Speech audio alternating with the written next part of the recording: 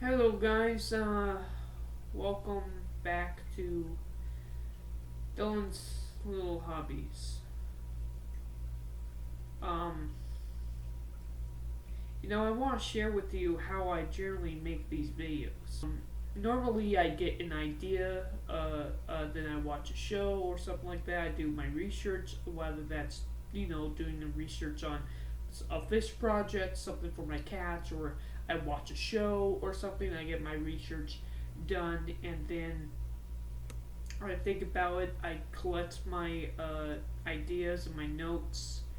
I don't really write anything down. I just kind of memorize certain topics that I would like to talk about in my videos.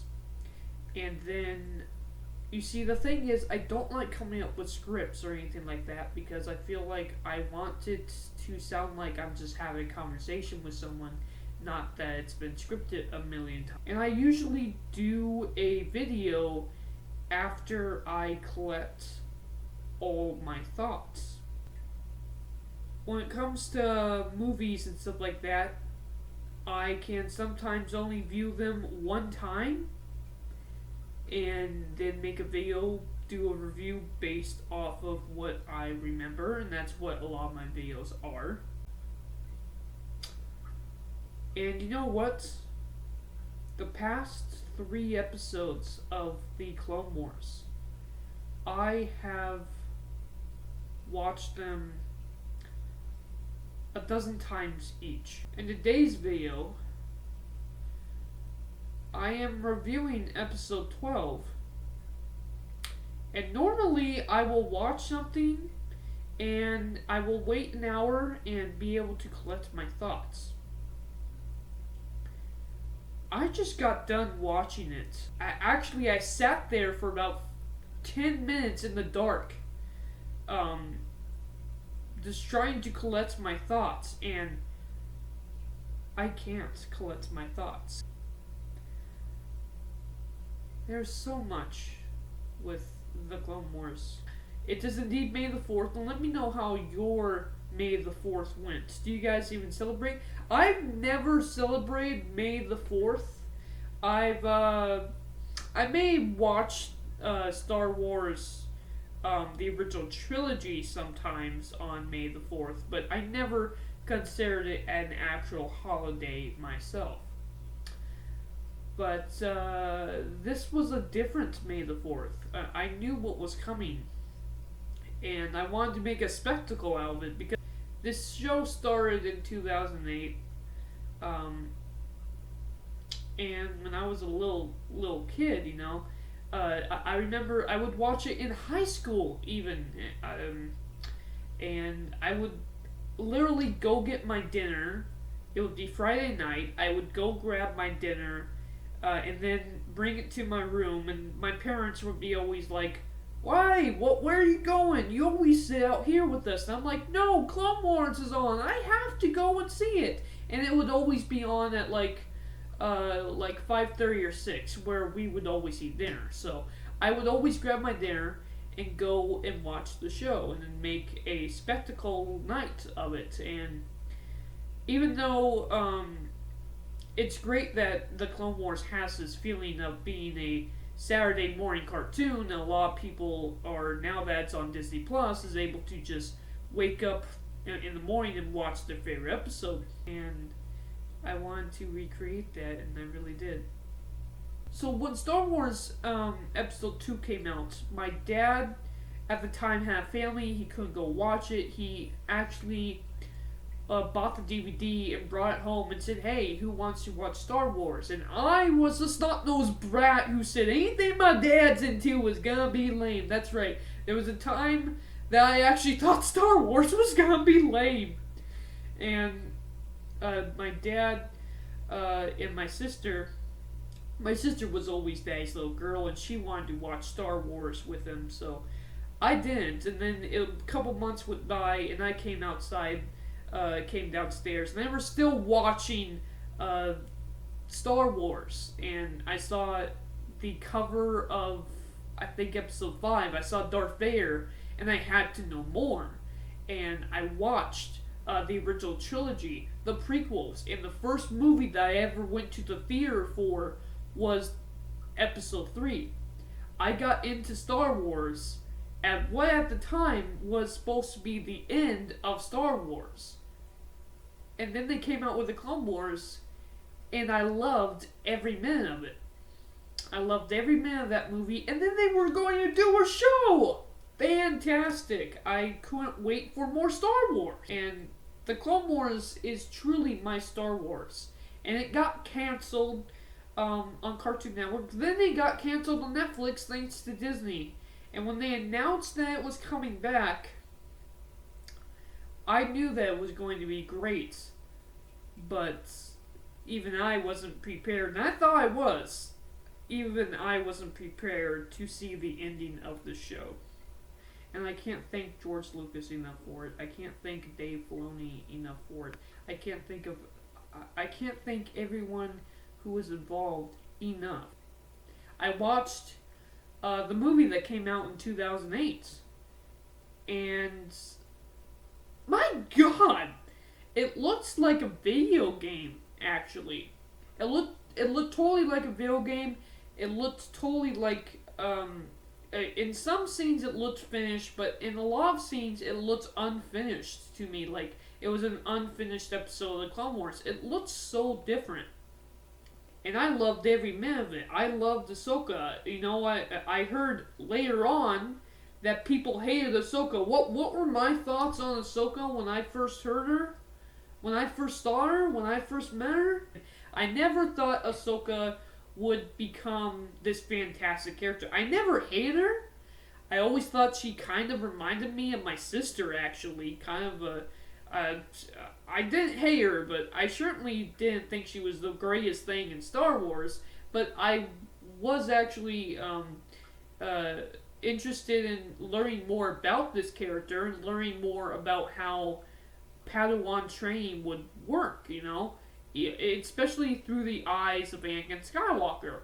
And now when I look back on it, it's because she is so, how to put this, annoying and untrained, that makes her one of the best parts of the Clone Wars.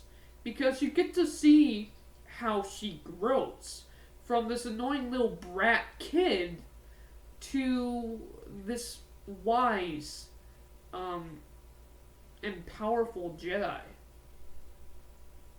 I love Ahsoka. Something else that I did today is I got this shirt. I got me some Ahsoka swag. Let's go ahead and review episode 12 of Star Wars: The Clone Wars. We started out just where the last one left off. We got Ahsoka and Rex, and man, these two are such a great team. We got Ahsoka and Rex standing there as the stormtroopers. I'm calling them stormtroopers now, I know they're clones. But the clone now stormtroopers are coming in to shoot them, and I just loved how Rex and Ahsoka dealt with it, you know? Ahsoka tells Rex, make sure it's on stun. We don't want to kill anyone. And then you had Darth Maul destroying the hyperdrive. They get too close to a planet, so the ship itself is going down into a hyperdrive explosion, and then is sucked in by the planet's gravity field. Oh my god, that was really, really cool. And I just love the moments between Ahsoka and Rex throughout this entire show, because we got Ahsoka and Rex tag teaming, trying to take out these clones, and I love the fact that Rex had this just big moments where you could just feel the emotion from him.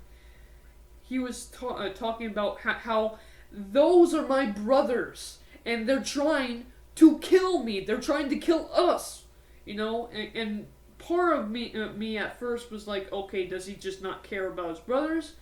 But then you realize it's not that. It's actually because he feels sorry for him.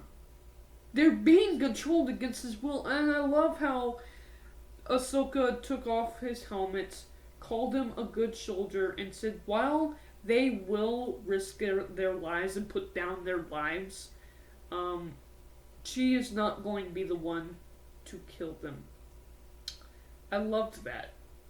And I love that whole scene with Rex standing there and just seeing the lineup of his brothers trying to kill him. And how Jesse was down there too. We could see Jesse with his symbol was down there too, ready to kill them. And Ahsoka gets the idea of going down there, tricking them into thinking that Rex caught her, and Rex takes her down there and tries to convince him that she's not a Jedi, and that's why he hasn't killed her yet. But of course, Jesse's like, look, you told us to kill her, so kill her. You know, I loved the way that played out. And the droids helped a lot. I love the droids. I had a lot of fun with the droids. Let me tell you something. I don't know why, but I was stupid enough to think that the droids would survive Order 66. Look, we had a bunch of stupid droids in this show get destroyed, okay? But you don't touch the astromechs, okay? And kind of it's a plot hole of Star Wars when you really think about it. No one shoots R2-D2. R2-D2 is the one that's going to go close the door. R2-D2 is the one that's going to zap you guys down. No one shoots R2-D2. No one shoots the asteroids. Okay? The astromechs. No one shoots the astromechs. Oh my god. They shot the astromechs. When I saw them shoot down these defenseless astromechs, that actually got me. That I was not expecting that. I was expecting them to like arrest them or something like that. I expected them to go down with the ship. No. They shot the astromechs! You don't shoot the astromechs! They got Order 66. The astromechs did not survive Order 66. Wow. Wow. You don't shoot the astromechs, man. That really made me, I didn't cry until, like I had tears in my eyes. I didn't flat out cry, and I'm still not crying, but I have tears in my eyes still. I started really tearing up when the astromechs died, okay? I started really tearing up when the robots died. That got to me. And then, of course, you had Darth Maul. Darth Maul running around just trying to escape. That's fantastic. And Ahsoka holding back Darth Maul, trying to recapture him, and eventually having to let Darth Maul escape. That was well done. The music, amazing. The entire score throughout the episode just held the emotion at the highest point throughout the entire episode.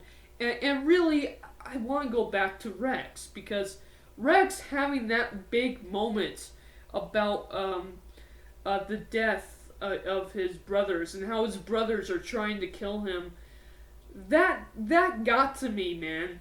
That got to me. Like, we've seen these clones work together so well on the battlefield. These guys are brothers, and to see them turn on one another because of Order 66, because they're being controlled,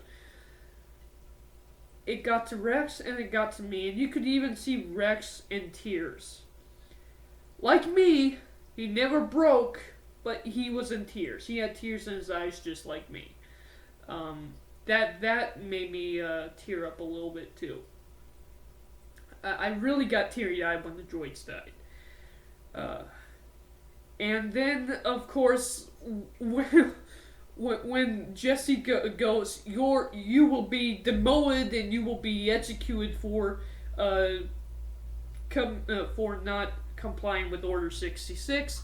And Rex goes, yeah, I didn't like being commander anyway. So he's back to Captain Rex. That was like the only moment where I was like, that's great. That was the only cheerful moment throughout the entire episode. And I loved that line. That line got to me as well. That was the only line I laughed at. Not because I think it was a bad moment, but because it was a good moment. It was such a dark show. And that's what I love about Star Wars humor. Star Wars humor doesn't take away from the darkness and the seriousness of the scenes. Star Wars humor is just there to lift you a little bit, you know? It's not too much, but it's just enough to lift me. And I needed that moment. We needed that moment to lift us. And I loved Rex saying that. Oh, and by the way, they actually end up in a Y-Wing! A blue Y-Wing! I need a blue Y-Wing for my X-Wing game now. I love the Y-Wing. That's my favorite ship.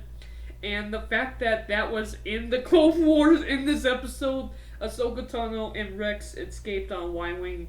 That was fantastic. And of course I'm skipping through a whole lot of amazing scenes.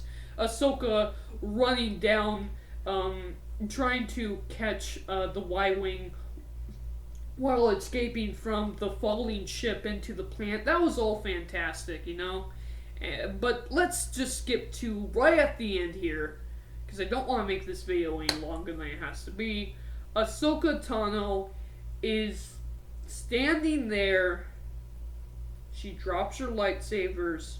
We're at basically a ceremony for the clones. All the helmets are on spikes. We also see Rex's helmet actually there because, of course, Rex was supposed to die at the battle, and Ahsoka drops her lightsabers to supposedly say she died at the battle. And then this is where my mind went blank. My mind went blank. I had no thoughts about it.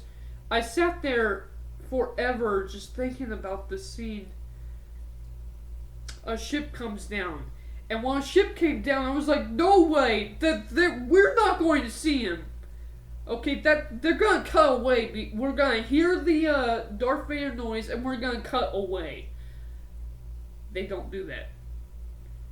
Darth Vader walks out, sees the destruction of the ship, finds Ahsoka's lightsaber, turns it on, and accepts the fact that she's gone.